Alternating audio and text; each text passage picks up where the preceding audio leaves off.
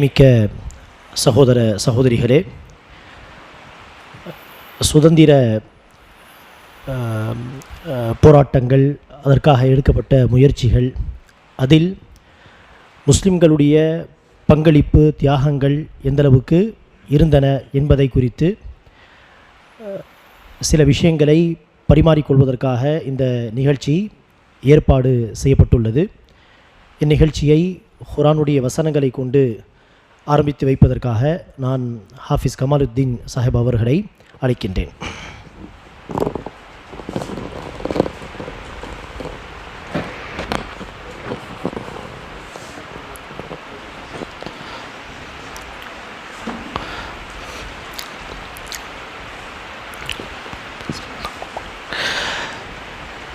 أعوذ بالله من الشيطان الرجيم.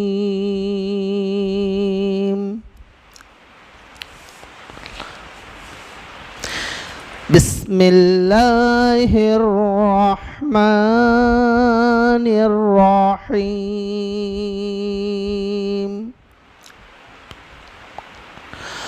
قال رب اشرح لي صدري ويسر لي أمري واحلل عقدة من لساني يفقه قولي واجعل لي وزيرا من أهلي هارون أشدد به أزري وأشركه في أمري كي نسبحك كثيرا ونذكرك كثيرا إنك كنت بنا بصيرا. قال قد أوتيت سؤلك يا موسى ولقد مننا عليك مرة أخرى. السلام عليكم ورحمة الله وبركاته.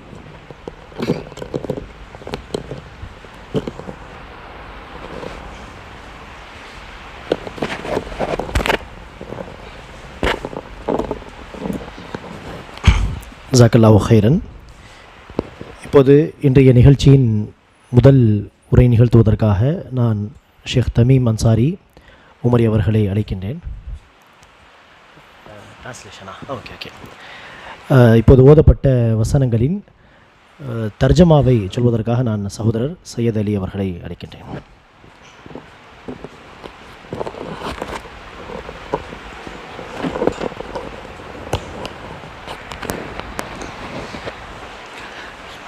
பிஸ்மில்லாஹிர் ரஹ்மானிர் ரஹீம். அதற்கு மூசா கூறினார், இறைவனே, எனக்காக என் நெஞ்சத்தை நீ உறுதிப்படுத்தி விரிவாக்கி தருவாயாக. என் காரியத்தை எனக்கு நீ எளிதாக்கியும் தருவாயாக. என் நாவிலுள்ள திக்குவாய் முடிச்சையும் அவிழ்ப்பாயாக. என் சொல்லை அவர்கள் விளங்கிக் கொள்வதற்காக என் குடும்பத்திலிருந்து எனக்கு உதவி செய்ய ஓர் உதவியாளரையும் ஏற்படுத்தி தருவாயாக. என் சகோதரர் ஹாரூனை அவ்வாறு ஏற்படுத்தி தருவாயாக. அவரை கொண்டு என் முதுகை வலுப்படுத்துவாயாக. என் காரியத்தில் அவரை கூட்டாக்கி வைப்பாயாக. நாங்கள் உன்னை அதிகம் தஸ்பீஹ் செய்து துதிப்பதற்காகவும் உன்னை அதிகம் நினைவு கூறுவதற்காகவும் இவற்றையெல்லாம் அருள்வாயாக. நிச்சயமாக நீ எங்களை நோக்கியவனாகவே இருக்கிறாய் என்றார். மூசாவே, நீர் கேட்டவை நிச்சயமாக உமக்கு கொடுக்கப்பட்டிருக்கின்றன என்று அல்லாஹ் கூறினான். மேலும் முன்னர் மற்றொரு முறையும் நிச்சயமாக நாம் உம்மீது பேரருள் புரிந்துள்ளோம். அல்ஹம்துலில்லாஹ்.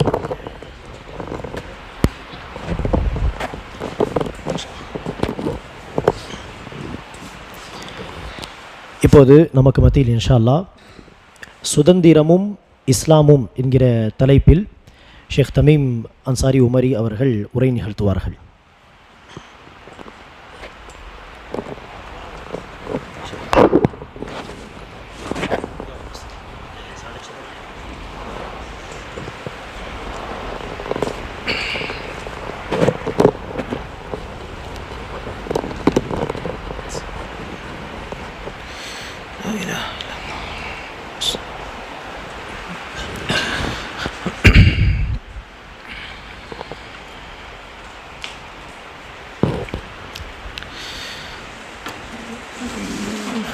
بسم الله الرحمن الرحيم الحمد لله رب العالمين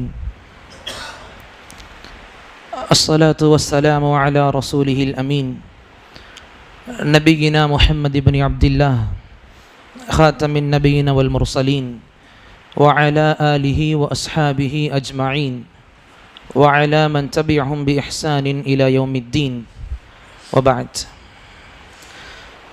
فأعوذ بالله السميع العليم من الشيطان الرجيم من همزه ونفخه ونفثه بسم الله الرحمن الرحيم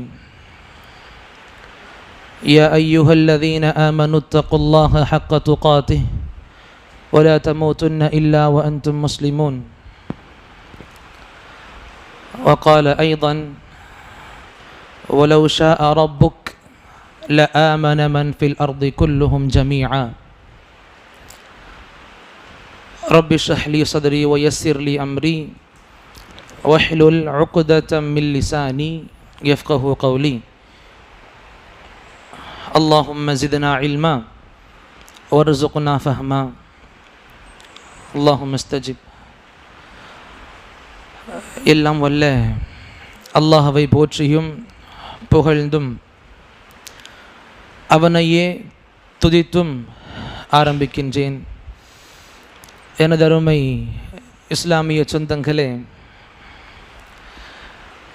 இஸ்லாம் என்ற மார்க்கம் வெறுமன தௌஹீதை பற்றி மட்டும் பேசக்கூடிய மார்க்கம் கிடையாது. வெறுமன வணக்க வழிபாடுகளை பற்றி மட்டும் பேசக்கூடிய மார்க்கமும் கிடையாது. வெறுமென ஒழுக்கங்களை பற்றி மட்டும் பேசக்கூடிய மார்க்கமும் கிடையாது. அதேபோல் வெறுமென நம்முடைய தனிப்பட்ட குடும்ப விஷயங்களை பற்றி மட்டும் பேசக்கூடிய மார்க்கம் கிடையாது. மாறாக ஒரு மனிதனாக நம்முடைய இந்த உலகில் நடைபெறுகின்ற அனைத்து காரியங்களின் விரிவாக்கமாக அனைத்து அம்சங்களின் சொற்றொடராக நமக்கு நம்முடைய மார்க்கம் திகழ்கிறது. ஒரு மனிதனாக நம்முடைய வாழ்க்கையில் நாம் அடைகின்ற ஒவ்வொரு இன்பம், அதே போன்ற ஒவ்வொரு துன்பம், அனைத்தை பற்றியும் நாம் நம்முடைய மார்க்கமான இஸ்லாத்தில் இதற்கான தெளிவுகளை பெற முடியும். ஏன்னா இதெல்லாம் நமக்கு அடையாளமாக இருக்கவே தான் நம்ம சொல்கிறோம் இது உண்மையிலேயே அல்லாஹுடைய மார்க்கம். ஏன்னா எங்கேயுமே நமக்கு கொஸ்டின் மார்க் கிடைக்காது. எல்லா இடத்துலையுமே எந்த கேள்விகளை கொண்டு நீங்கள் மார்க்கத்தை அணுகுனாலும் உங்களுக்கு அதில் பதில் கண்டிப்பாக கிடைக்கும். அந்த வகையில் பார்க்கும் பொழுது இப்படிப்பட்ட அமர்வுகள் இதை இன்னும் நமக்கு நிரூபித்து கொடுக்கும். எந்த தலைப்பை கொண்டு நீங்கள் எடுத்து பார்த்தாலும் மார்க்கத்தில் உங்களுக்கு அது சம்பந்தமான தெளிவுகள் கண்டிப்பாக கிடைக்கும். அந்த அடிப்படையில் தான் சுதந்திரம் அப்படின்ற ஒரு தலைப்பு நமக்கு முன்ன இருக்குது. இந்த சுதந்திரத்தை பற்றிய விரிவான நுணுக்கங்கள் எந்த எந்த இடத்தில் நம்முடைய முஸ்லிம்கள் இதற்காக பாடுபட்டாங்க, குறிப்பாக நம்ம வாழுகின்ற இந்த இந்திய நாட்டின் சுதந்திரம் சம்பந்தமாக நம்முடைய புரிதல் எப்படி இருக்க வேண்டும், இதை பற்றியெல்லாம் நன்கு விளக்கம் அளிக்கக்கூடிய நம்முடைய ஆசிரியர் பெருமக்கள் கண்டிப்பாக பேசுவாங்க. அதற்கு முன்னே சுதந்திரம் அப்படின்ற ஒரு வார்த்தை எடுத்து பார்க்கும் பொழுது இந்த சுதந்திரத்திற்கும் நம்முடைய மார்க்கமான இஸ்லாமுக்கும் என்ன தொடர்பு இருக்குது, நம்முடைய மார்க்கத்தில் இது சம்பந்தமான ஏதாவது வழிகாட்டல் இருக்குதா, இல்லை இப்படி சுதந்திரமான விஷயமே இஸ்லாமில் கிடையாது, அடிமைகளாகவே வாழணும் அப்படின்ற ஒரு பார்வையில் பார்க்கணுமான்னு கேட்டால் இங்கே நமக்கு ஒரு சில புரிதல்கள் தேவைன்னு சொல்லுவோம். நம்ம கண்டிப்பாக அடிமைகளாகத்தான் வாழ்வோம். அல்லாஹ் ஒருவனுக்கு அடிமைகளாக வாழக்கூடிய நாம இந்த உலகத்தில் சுதந்திரமாக விடப்பட்டவங்க. புரியுதா? அல்லாஹ்வுக்கு அடிமையாக இருப்போம். அல்லாஹ்வுக்கு அடிமையாக வாழக்கூடிய நாம ஒரு அடிமையாக இந்த உலகத்தில் சுதந்திரமாக நாம் இருக்கிறோம். அல்லாஹ் ரப்புல் ஆலமீன் யாரையுமே தன்னுடைய மார்க்கத்தை மட்டும்தான் நீங்கள் ஃபாலோ பண்ணணும் அப்படின்ற கட்டளையில் நிர்பந்தத்தில் அல்லாஹ் உலக மக்கள் யாரையும் வைக்கல. அல்லாஹ் குர்ஆனில் ரொம்ப அழகாக சொல்லுவான் இதை பற்றி. இந்த வசனத்தையே உங்களுக்கு முன்னே ஓதி காண்பிச்சிருப்போம். அல்லாஹ் இதை பற்றி பேசும்போது சொல்லுவான் சூரத் யூனுஸ்ல, வலவ் ஷாஅ ரப்புக், நபியே உம்முடைய இறைவன் நாடி இருந்தால், அல்லாஹ் நாடி இருந்தால், ல ஆமன மன்ஃபில் அர்தி குல்லுஹும் ஜமீஆ, இந்த உலகத்தில் உள்ள அனைவரும் ஈமான் கொண்டிருந்திருப்பாங்க. அல்லாஹ் கஷ்டமா? அது அல்லாஹ் கஷ்டமா? அல்லாஹ் நினைச்சிருந்தா, அல்லாஹ் நாடி இருந்தா இந்த உலகத்தில் இந்த இஸ்லாம் அல்லாதன்ற வார்த்தையே இருந்திருக்காது. அல்லாஹ் நாடி இருந்தா இந்த உலகத்தில் முஸ்லிம்கள் கஷ்டப்படுத்தப்பட மாட்டாங்களே. அல்லாஹ் நாடி இருந்தா இந்த உலகத்தில் முஸ்லிம்கள் மட்டும்தான் இருந்திருப்பாங்க. அல்லாஹ் நாடி இருந்தா அந்த சொர்க்கவாசிகள் மட்டும்தான் நிரம்பி இருப்பாங்க இந்த உலகத்தில். அல்லாஹ்க்கு இது கஷ்டமா? நஅூது பில்லாஹ். அல்லாஹ்க்கு எல்லாத்தின் மீதும் ஆற்றல் இருக்கு. சுப்ஹானல்லாஹ். அந்த அல்லாஹ் நபியை பார்த்து சொல்றான், வலவ் ஷாஅ ரப்புக், நபியே உங்க இறைவன் நாடி இருந்தா, ல ஆமன மன்ஃபில் அர்தி குல்லுஹும் ஜமீஆ, இந்த உலகத்தில் உள்ள அனைவரும் ஈமான் கொண்டிருந்திருப்பாங்க. அதற்கு பிறகு அல்லாஹ் அழகா சொல்லி முடிப்பான், அஃப அன்த துக்ரிஹுன் நாஸ் ஹத்தா யகூனு முஃமினீன், நீங்க நபியே நீங்க இந்த மக்களை நிர்பந்திப்பீங்களா மக்கள் முஃமின் ஆற வரைக்கும்? அப்ப என்ன சொல்ல வர அல்லாஹ் இதுல? மக்கள் முஃமினாக ஆகிறது இல்லை, இஸ்லாமை ஏத்துக்காம அவங்களுடைய எண்ணத்தின்பால் செயல்பட்டுக்கிட்டு போறது அல்லாஹ் தடுக்கலை. அல்லாஹ் சுதந்திரமாக இங்கே எல்லாருக்கும் வாழ அனுமதி கொடுத்துருக்கான். சுதந்திரமாக வாழ்வது என்பது ஒரு மனித உயிருக்கு கிடைக்க வேண்டிய அடிப்படை உரிமையில் ஒன்று. சுதந்திரமாக வாழ்வது ஒரு மனிதனுக்கு அல்லாஹ் கொடுத்த, இந்த உலகத்தில் அல்லாஹ் கொடுத்த அடிப்படை உரிமைகளில் ஒன்று.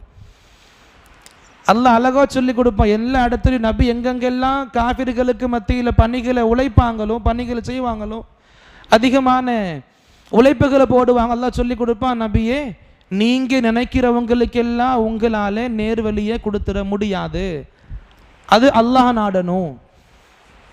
அப்ப இதெல்லாம் நமக்கு எதை உணர்த்துது? நீங்க முயற்சி பண்ணவங்க எல்லாரும் முஸ்லீம் ஆவாங்கன்னு கிடையாது.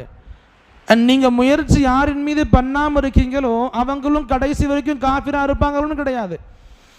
அல்லாஹ் யாருக்கு நாடுறானோ கண்டிப்பா அவங்களுக்கு இஸ்லாம் என்ற பொக்கிஷம் கிடைக்கும். இதை என்ன புரிஞ்சுக்க முடியும்? இந்த சுதந்திரமாக வாழக்கூடிய இந்த உணர்வு, இந்த உரிமை அல்லாஹ் ஒவ்வொரு மனிதனுக்கும் கொடுக்கிறான். இந்த உலகம் சார்ந்த விஷயத்தில் பார்க்கும் பொழுது அல்லாஹ் ஒவ்வொருவனுக்கும் கொடுக்கக்கூடிய அடிப்படையான ஒன்று சுதந்திரமாக வாழ்வது. இப்படி பார்க்கும் பொழுது நமக்கு இஸ்லாம் ரீதியாக நிறைய விஷயங்கள் இதை பற்றி பேச முடியும்.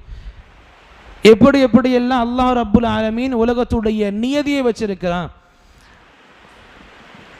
உதாரணத்திற்கு மனிதர்கள் நாம எப்பவுமே அல்லாஹ்வுக்கு கீழ்ப்படிஞ்சு இருக்கக்கூடியவங்க, நாம இருக்க முயற்சி பண்றவங்க, நாம நம்மளையும் பார்க்க முடியுதில்லை. நிறைய பேர் அல்லாஹ்வுடைய பயம் இல்லாமல் இருக்கிறோம்.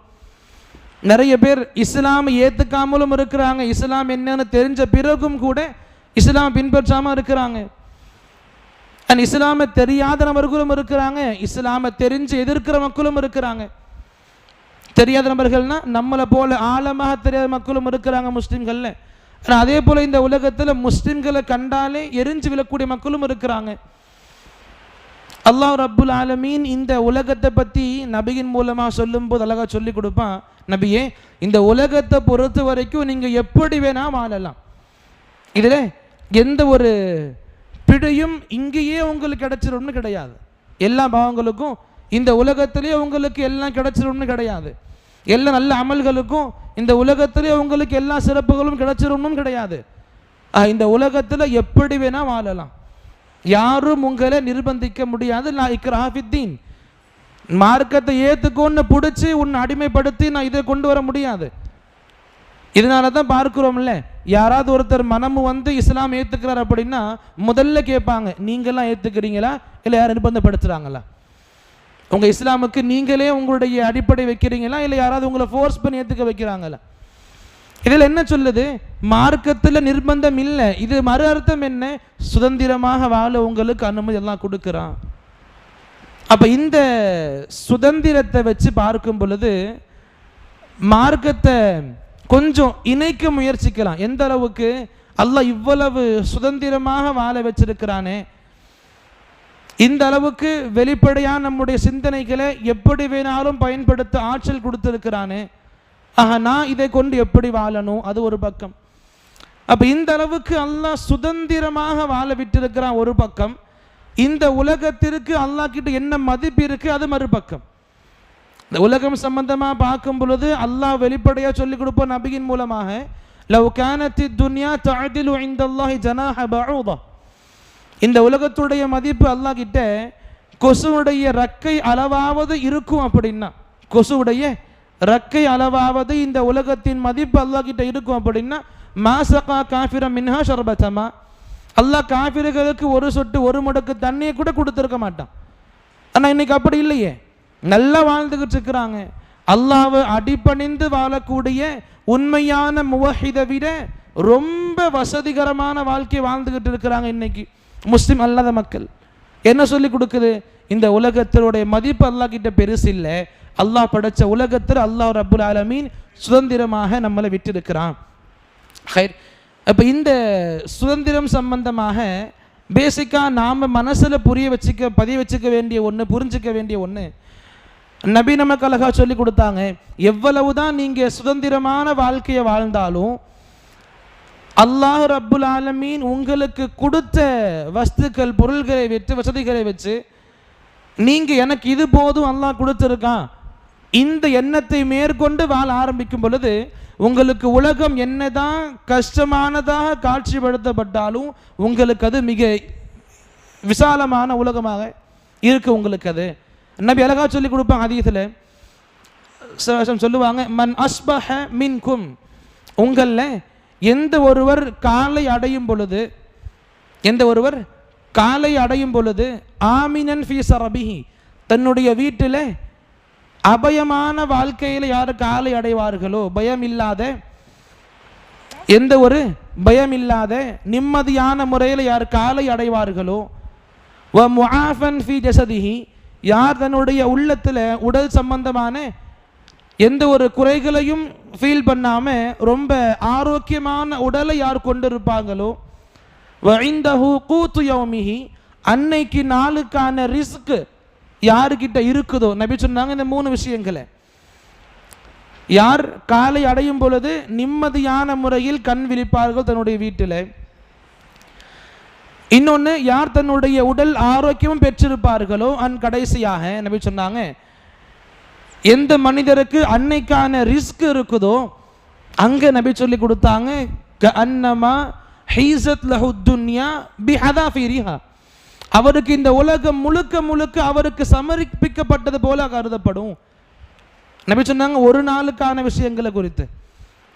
இந்த விஷயங்கள் ஹதீஸ்கள் எடுத்து கொஞ்சம் அலசி பார்க்கும் பொழுது புரிஞ்சிக்கலாம், இந்த உலகம் நமக்கு சுதந்திரமாக விடப்பட்ட ஒன்று தான்.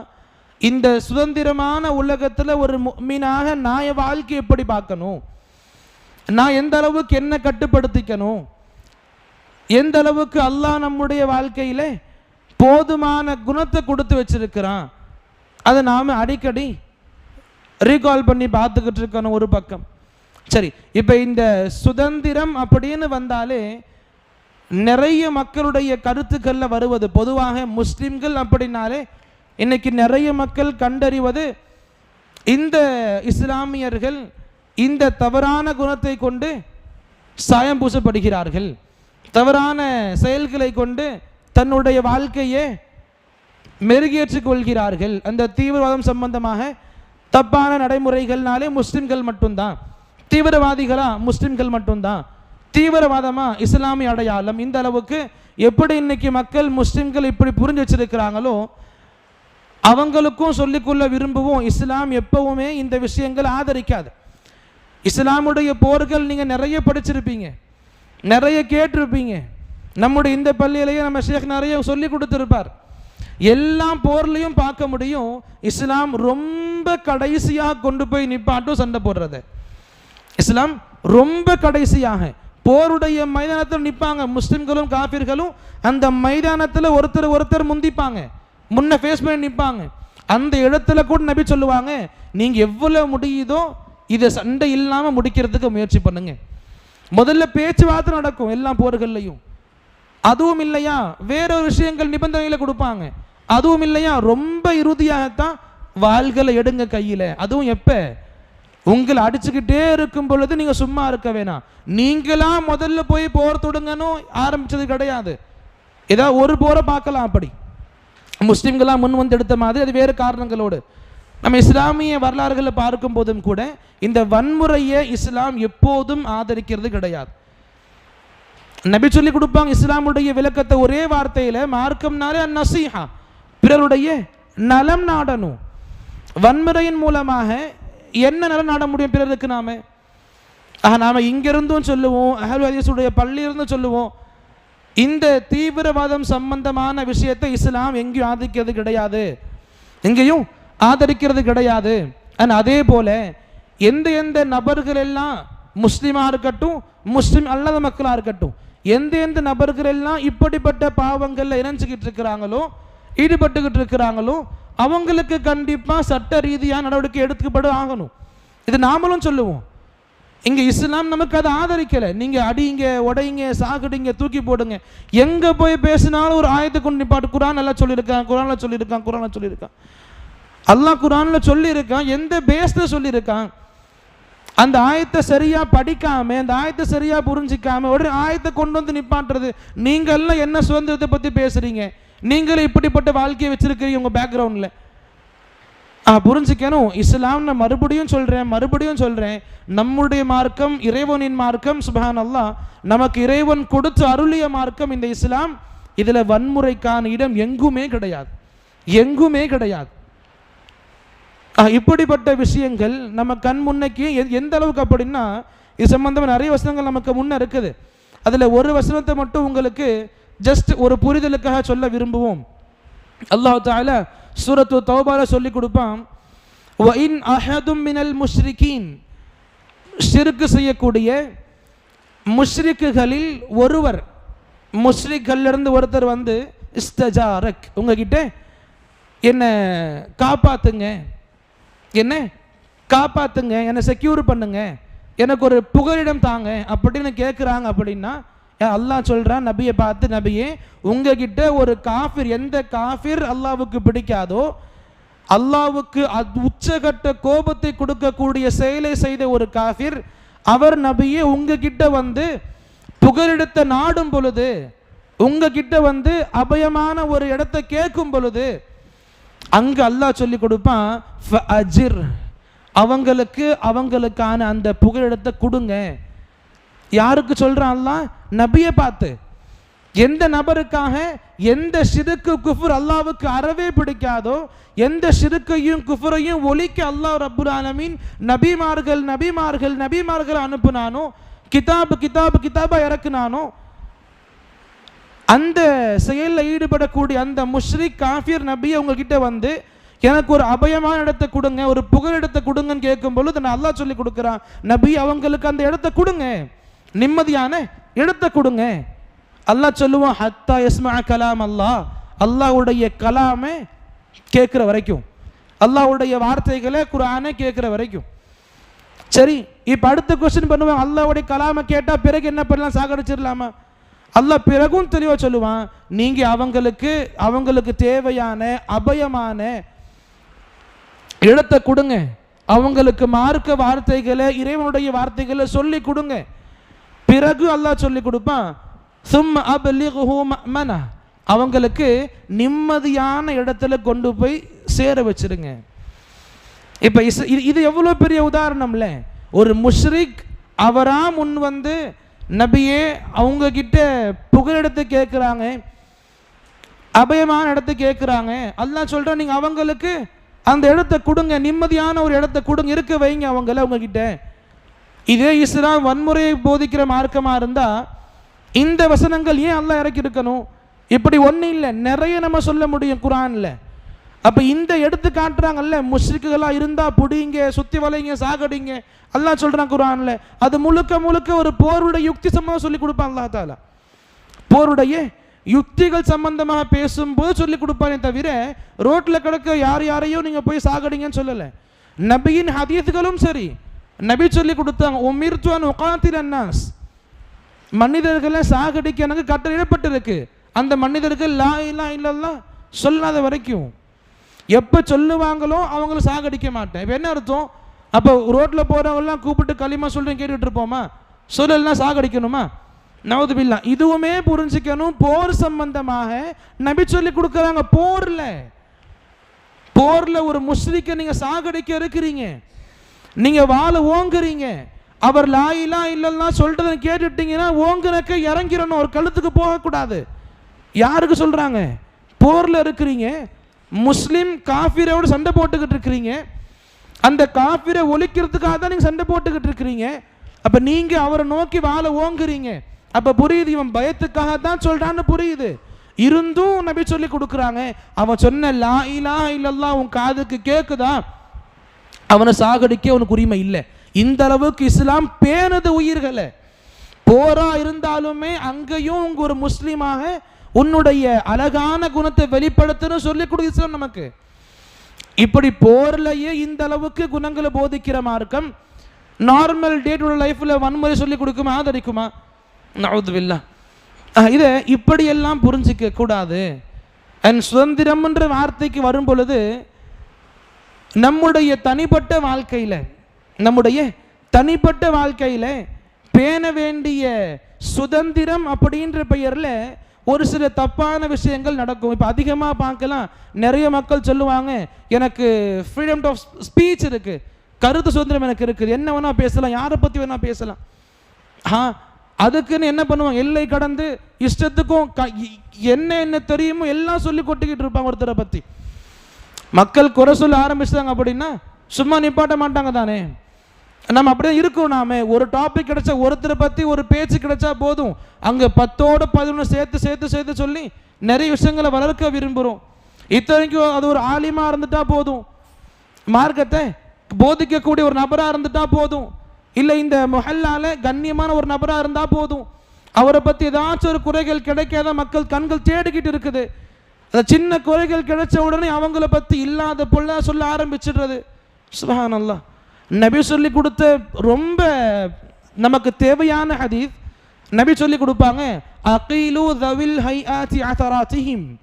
கண்ணியமாக வாழ்ந்துகிட்டு இருக்கிறாங்கல்ல உலகத்தில், உங்கள் பகுதியில் கண்ணியமான வாழ்க்கையை வாழ்கிறாங்கல்ல, அது ஆலிமாக இருக்கட்டும், இல்லை நல்ல ஒரு தாஜர் பிஸ்னஸ்மேனாக இருக்கட்டும், இல்லை நல்ல ஒரு மனிதனாக இருக்கட்டும், யாருக்கு உங்கள் மஹல்லால கண்ணியம் அதிகமாக கொடுக்கப்படுதோ நபி சொன்னாங்க, அவருடைய குறைகளை அதிகமாக நீங்கள் மறைக்கணும், அவருடைய குறைகளை அதிகமாக மறைக்கணும்.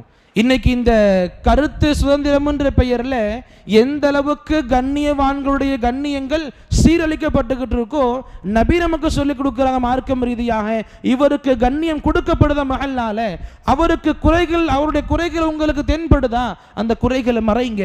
இல்லல் ஹுதூத், நபியும் சொல்றாங்க, ஒட்டுமொத்தமா இல்லை, இல்லல் ஹுதூத், எந்த குறைகளுக்கு தண்டனைகள் கண்டிப்பா கிடைச்சே ஆகணும்னு இஸ்லாம் சொல்லுதோ அந்த குறைகளை மட்டும் தவிர, இப்படி தண்டனைகள் கண்டிப்பா இந்த குற்றத்துக்கு கொடுக்கப்பட்டு ஆகணும் சொல்லி பார்த்தா ரொம்ப கம்மியான பாவங்கள் சொல்ல முடியும்.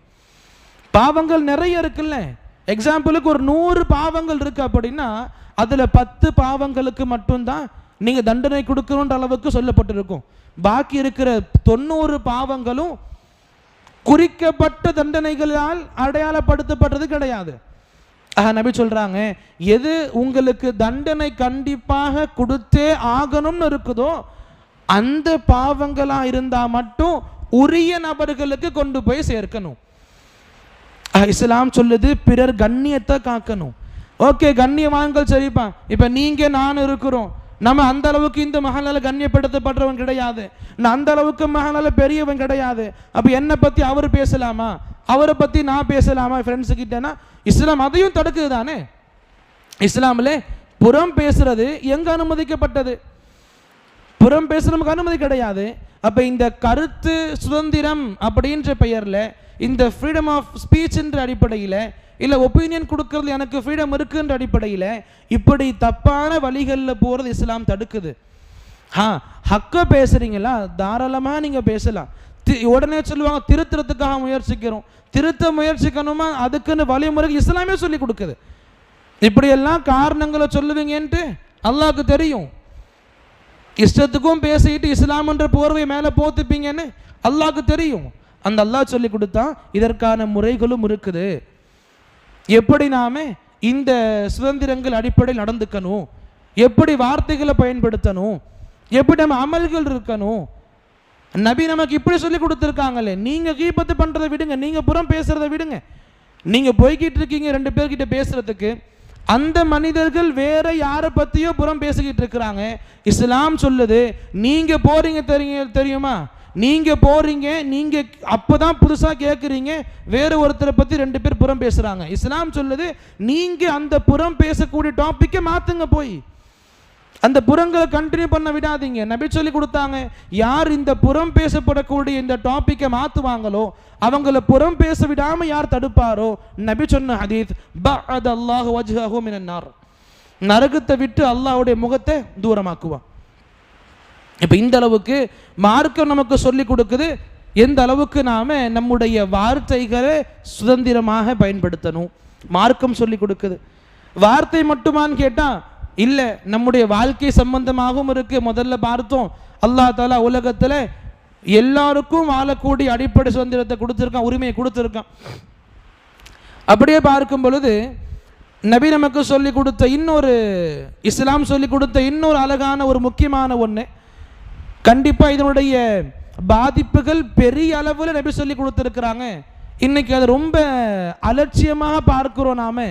என்னன்னு கேட்டால், அந்த உடை சுதந்திரம் என்ற பெயரில் ஆடையை எப்படி வேணா பயன்படுத்திக்கலாம், என் வாழ்க்கை என் ஆடை என் இஷ்டம், எப்படி வேணா போட்டுக்கலாம்னா, இல்லை போடாமலும் சுத்தலாம்னா. இன்னைக்கு அப்படிப்பட்ட கருத்துக்களை மக்கள் ஈஸியாக வெளிப்படுத்துகிறாங்க. நான் உடை போட்டா என்ன போடலனா என்ன, நீ பார்க்காத போ. அப்போ இஸ்லாம் இதை சொல்லி கொடுக்கலையே.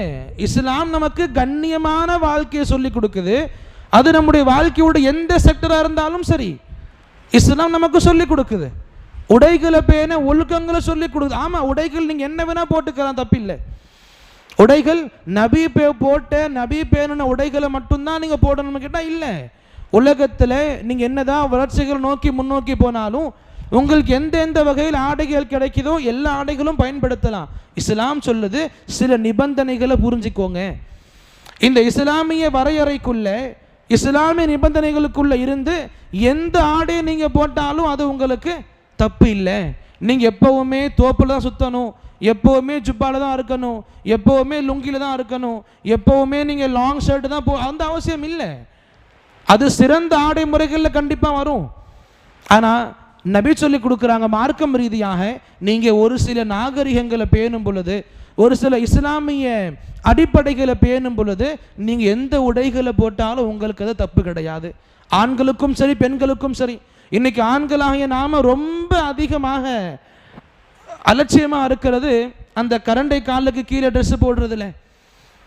நிறைய இடங்களில் பார்க்கலாம். குர்ஆன் சுன்னா பேசுகிற நாம மார் தட்டிக்கிறோம்ல, குர்ஆன் சுன்னா படி வாழ்கிறேன், குர்ஆன் சுன்னா படி வாழ்கிறேன். நபி அவ்வளவு தெளிவாக சொல்லி இருக்கிறாங்க. சுன்னாவை முறையாக பேணக்கூடிய மக்களாக இருந்தால் ஹதீஸ் தெரிஞ்ச பிறகு நம்ம அமல் செய்ய முயற்சி பண்ணாமல் இருப்போமா, அமல்களை மாற்றிக்காமல் இருப்போமா?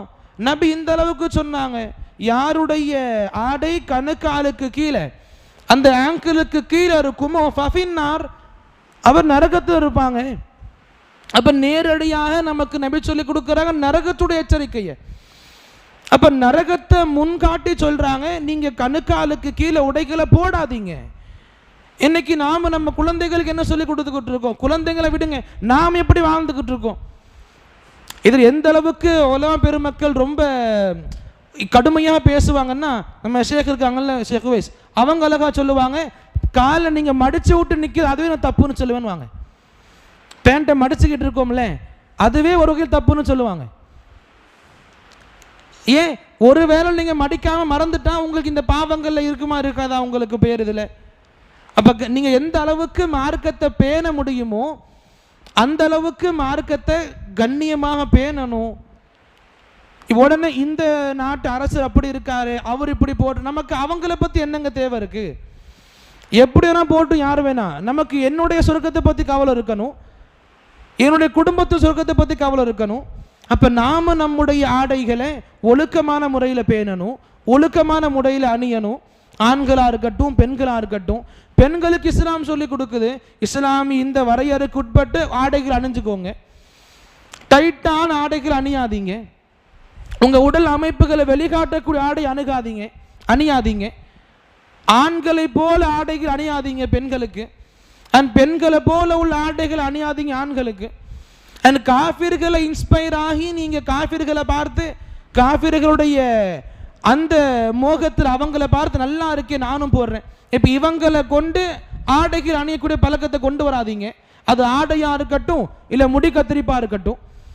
அப்போ இஸ்லாம் நமக்கு இந்த அளவுக்கு சுதந்திரமான வாழ்க்கையை வாழ அனுமதி கொடுத்துருக்குது. ஆனால் சுதந்திரம்ன்ற பெயரில் அநியாயங்களை செய்ய அனுமதி கொடுக்கல.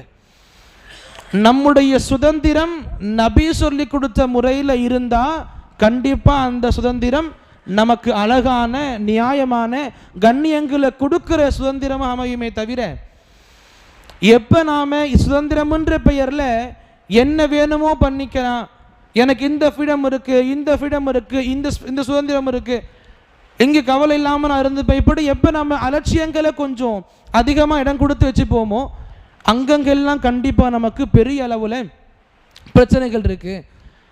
நிறைய கேட்டிருப்போம், உமர் ரலியல்லாஹு அன்ஹு தன்னுடைய கடைசி நேரத்தில் உயிருக்கு போராடிக்கிட்டு இருக்கிறாங்க. சாப்பாடு கொடுக்கப்பட்ட அந்த குடல்லிருந்து சாப்பாடு வெளியே வந்துடுது, உயிர் கடைசி மூச்சு வாங்கிட்டு இருக்கிறாங்க, நலம் விசாரிக்கிறதுக்கு மக்கள் வந்துட்டு போய்கிட்டு இருக்கிறாங்க. அதில் ஒருத்தர் வரார், லாஸ்ட்டில் அந்த பார்க்கக்கூடிய நபர்களில் ஒருத்தர் வரார், நலம் விசாரிச்சுட்டு போகிறார். உமர் பார்க்குறாங்க, அவருடைய துணியை பார்க்குறாங்க, கரண்டை காலுக்கு கீழே இருக்குது. உடனே கூப்பிட்றாங்க, எப்னாகி அந்த வழியில் கடைசி உயிர் போகக்கூடிய அந்த சமயத்தில் கூப்பிட்றாங்க, எப்னாகி இங்கே வாங்க, இர்ஃபா இஸாரக், உங்கள் ஆடையை உயர்த்தி கொள்ளுங்கள், உங்கள் கீழாடையை உயர்த்திக்கோங்க. ஃபஇன்னஹு அத்கா லிரப்பிக் வ அன்கா லிதௌபிக், உங்கள் இறைவனை அஞ்சக்கூடிய விதமாக கருதப்படும் உங்கள் உடையை நீங்கள் சுத்தமாக ஆக்குறதுல இது வேலையை பார்க்கும். அப்போ ஒரு சஹாபி தன்னுடைய உயிர் போகக்கூடிய சமயத்தில் இந்த அளவுக்கு பேணி சொல்கிறாங்க உடை சம்பந்தமாக. ஒரு ஹதீஸ் நமக்கு இருக்கும், யார் பெருமையின் சம்பந்தமாக அலில் ஹுயலா, யார் பெருமையின் பொருட்டு பெருமை சம்பந்தமாக உடைகளை தொங்க விடுவாரோ அவர் நரகத்தில் இருப்பார். இந்த ஹதீஸை புரிஞ்சுக்கிட்டு இன்னைக்கு மக்கள் பேசுவாங்க, நாங்கள் ஒன்றும் பெருமைக்காக ஒன்றும் கீழே போடலை, நல்ல எண்ணங்கள் இருக்குது, பெருமை அறவே எங்களுக்கு இல்லை, பெருமையின் காரணத்தினால ஆடைகளை தொங்க விடலை, கணுக்கால கீழே போடலை. புரிஞ்சுக்கணும், நபி வெறும் பெருமை சம்பந்தம் மட்டும் சொல்லலை. சஹாபி உமர் சொல்லும் பொழுது கூப்பிட்டு எக்ஸாமைன் பண்ணலை, விசாரிக்கலை, பெருமைக்கா போடுறீங்களா இல்லை சும்மா விசாரிக்கலையே, வெளிப்படையாக தடுத்தாங்க. இந்த மாதிரி ஹதீஸ் வந்த பிறகு ஹதீஸின் அடிப்படையில் வாழ்க்கையை மாற்றிக்காம என்னுடைய வாழ்க்கை முறை அடிப்படையில் ஹதீஸை திருப்ப விரும்புகிறேனே, இதுவே அடையாளமாக இருக்கே உன் மனசுக்குள்ள பெருமை இருக்குன்றதுக்கு. ஹதீஸ் வந்த பிறகு ஹதீஸின் அடிப்படையில் வாழ்க்கையை மாற்றிக்காம என்னுடைய நடைமுறை அடிப்படையில் ஹதீஸை நான் வளர்ச்சிப்பேன்னு சொன்னால் இதுவே நீங்கள் நபியுடைய ஹதீஸை மறுத்து உங்களுடைய பெருமையை நீங்கள் அங்கே வெளிக்காட்டுகின்ற ஆதாரமாக இருக்குது. புரிஞ்சுக்கோ அன்பார்ந்தவர்களே, அல்லாஹ் நமக்கு அழகாக சொல்லி கொடுத்துருக்கான் எது சுதந்திரம், எது ஒரு முஸ்லிமுடைய சுதந்திரமான வாழ்க்கைன்றது. அந்த கடைசியாக பெண்களை பற்றி, பெண்களுடைய சுதந்திரம் என்பது இஸ்லாம் கண்டிப்பாக வரவேற்கிற ஒன்றான்னு கேட்டால் இன்னைக்கு முஸ்லிம்களாகிய நிறைய பேர் சொல்லுவாங்க பெண்களுக்கு இஸ்லாம் சுதந்திரம் ஒன்றும் கொடுக்கல, கொடுமைப்படுத்துது, ஃபெமினிசம் பேசுகிறாங்கல்ல மக்கள். இன்னைக்கு இது இல்லை அது இல்லை, பெண்களுக்கு அது இல்லை இது இல்லை, வன்கொடுமை பண்ணுறாங்க, முழுக்க மூட வச்சுக்கிறாங்க. சுப்ஹானல்லாஹ், இஸ்லாத்தை போல பெண்களுக்கு சிறப்புகளை கொடுக்குற மார்க்கம் எதுவும் கிடையாது. இஸ்லாத்தை போல ஒரு பெண்ணுக்கு சிறப்பு கிடைக்குதுன்னா இஸ்லாமின் மூலமாக மட்டும்தான் கிடைக்கும். மற்றபடி ஆண்களுக்கும் பெண்களுக்கும் வித்தியாசம் இல்லாமல் நடந்தா ஃப்ரீடம் அப்படின்னா அது இஸ்லாம் போதிக்காது தான். ஆண்கள் ஆண்கள் தான், பெண்கள் பெண்கள் தான், இயற்கையை சொல்லி கொடுக்குது. இஸ்லாம் மக்கால மறுபடியும் நபி சொல்லி கொடுத்த பிறகு பெண்களுடைய மதிப்பு எந்த அளவுக்கு போச்சு. பெண்களை ஒரு மனிதனை போல கூட கருதாத நபர்களாக வாழ்ந்தவங்க, வெறும் உடல் தேவைக்காக மட்டும் பார்த்துக்கிட்ட மக்கள் இருந்தாங்க. பெண் குழந்தை பிறந்தா உயிரோடு புதைக்கக்கூடிய மக்கள் இருந்தாங்க. அந்த சமயத்தில் இஸ்லாம நபி எடுத்து கொண்டு வந்தாங்க, சொல்லி கொடுத்தாங்க, புரிய வச்சாங்க. உன் வாழ்க்கையில் ஒரு பெண் இருக்கான், அந்த பெண்ணின் மூலமாக சொர்க்கத்தை ரொம்ப ஈஸியாக அடைஞ்சிடலாம். நீ இதை வேறு என்ன வேணும் சில பெண்களுக்கு இஸ்லாம் கொடுக்கறதுல. இன்னைக்கு ஆண்களை போல வாழ ஆசைப்படுறாங்க பெண்கள். அல்லாவுக்காக எண்ணத்தை மாற்றிக்கணும், அல்லாவுக்காக எண்ணங்களை மாற்றிக்கணும். பெண்ணுக்கான சுதந்திரம் வீடுகளுக்குள்ள நபி சொல்லி கொடுத்தாங்க. ஒரு பெண் இலகுவாக சொர்க்கத்துக்கு போகணுமா, இலகுவாக ரொம்ப ஈஸியாக ஒரு பெண் சொர்க்கத்துக்கு போகணுமா, அல்லாஹ் கொடுத்த பொறுப்பை சரி வர பண்ணணும். அல்லாஹ் கடமையாக்குன தொழுகை இருக்கு, கடமையாக்குன நோன்பு இருக்கு, தன்னுடைய கருப்பு இருக்கு, கணவனுடைய மரியாதை இருக்கு. இதை மட்டும் சரியா பேணுனால் நபி சொன்னாங்க, எந்த வாசல் வழியா போக விரும்புறியோ அல்லாஹ் அவனை அனுப்பிடுவான். ஆண்களை காட்டிலும் பெண்கள் சொர்க்கத்துக்கு போறது ரொம்ப ஈஸி. சுப்ஹானல்லாஹ். இந்த அளவுக்கு மார்க்கம் பெண்களின் கண்ணியத்தை கொடுக்குது, பெண்களுக்கான உண்மையான ஃப்ரீடம் எடுத்து கொடுக்குது. இப்படி எந்த அடிப்படையில் பார்த்தாலும் சரி அல்லாஹ் நமக்கு சுதந்திரமான வாழ்க்கையை உலகத்தில் கொடுத்துருக்கான். நீங்கள் எந்த அடிப்படையில், எந்த செக்டரில், எந்த ஃபீல்டில் போய் தேடினாலும் இஸ்லாம் கொடுக்கக்கூடிய இந்த சுதந்திரம் தான் மனித அடிப்படையில் ஒரு மனிதனாக பார்க்கும் பொழுது ஏறுபடையதாக இருக்கும், சிறப்புடையதாக இருக்கும். மற்றபடி இந்த இஸ்லாம் தடுக்கக்கூடிய காரியங்கள் மூலமாக சுதந்திரத்தை அடையலாமான்னு கேட்டால் அந்த சுதந்திரங்கள் உங்களுக்கு சிறப்புகளை கொடுக்காது. தற்காலிக அந்தஸ்தை கொடுத்தாலும் சரி பரவாயில்ல, அல்லாஹ் கிட்ட கண்டிப்பாக பெரிய இழப்புகளை கொடுக்கும். அது ஆணாக இருக்கட்டும், பெண்ணாக இருக்கட்டும், பெரியவங்களாக இருக்கட்டும், சின்னவங்களாக இருக்கட்டும். நமக்கு பேச நிறைய இருந்தாலும் இந்த அடிப்படை விஷயங்களோடு முடிச்சுக்க விரும்புவோம். அல்லாஹ் ரப்புல் ஆலமீன் நமக்கு எந்த எந்த விஷயங்களை கேட்க வாய்ப்பு கொடுத்தானோ, சொல்ல வாய்ப்பு கொடுத்தானோ, சொல்ல எனக்கும் சரி, கேட்ட உங்களுக்கும் சரி, சொன்னதை விட கேட்டதை விட அதிகமாக நடைமுறைப்படுத்தக்கூடிய வாய்ப்பு வழங்குவனாக, இனி வரக்கூடிய பேச்சுகளையும் கவனமாக கேட்கக்கூடிய வாய்ப்பு வழங்குவனாக. இனி வரக்கூடிய பேச்சுகளில் பார்க்கும்போது சுப்ஹானல்லாஹ் நமக்கு தெரியும், ஒரு முஸ்லீமாக இந்த நாட்டுக்கு எந்த அளவுக்கு சுதந்திரத்துக்காக பாடுபட்டு இருக்கிறோம், என்னுடைய முன்னோர்கள் எப்படி பாடுபட்டாங்க, நாம் எப்படி இந்த நாட்டுக்காக உழைக்கணும், இந்த நாட்டுக்கு தேவைன்னா நம்மளை தாண்டி யாரும் முதல்ல போய் நிற்க முடியாது, அந்த அளவுக்கு முன்னோர்கள் வாழ்ந்து காட்டியிருக்கிறாங்க. இதற்கு அழகான உதாரணங்களோடு நம்முடைய ஆசிரியர்கள் பேசுவாங்க கண்டிப்பாக இன்ஷா அல்லாஹ். இந்த அடிப்படை வார்த்தைகள் ஞாபகம் வச்சு இன்ஷா அல்லாஹ் நம்முடைய வாழ்க்கைகளை மெருகேற்றிக் கொள்ள முயற்சிப்போம். அல்லாஹ் நமக்கு எந்த அளவுக்கு வாய்ப்புகளை கொடுப்பானோ வாய்ப்புகளை சரியாக பயன்படுத்தக்கூடிய எண்ணங்கள் ஏற்படுத்தி தருவானாக. அல்லாஹ் ஆமீன். அல்லாஹ் எதுவரை வாழ செய்வானோ உண்மையான இஸ்லாம் பாராட்டக்கூடிய சுதந்திரத்தை பேணக்கூடிய மக்களாக ஆக்குவானாக. எப்போ அல்லாஹ் நம்மை அழைத்துக் கொள்வானோ ஈமானிய இஸ்லாமிய சிறந்த உயர்ந்த நிலையில் அழைத்துக் கொள்வானாக. அல்லாஹும்ம ஆமீன். அக்கூலு கௌலி ஹாதா அஸ்தக்ஃபிருல்லாஹி லி வ லக்கும் வ லிஸாயிரில் முஸ்லிமீன மின் குல்லி தம்ப் ஃபஸ்தக்ஃபிரூஹ்.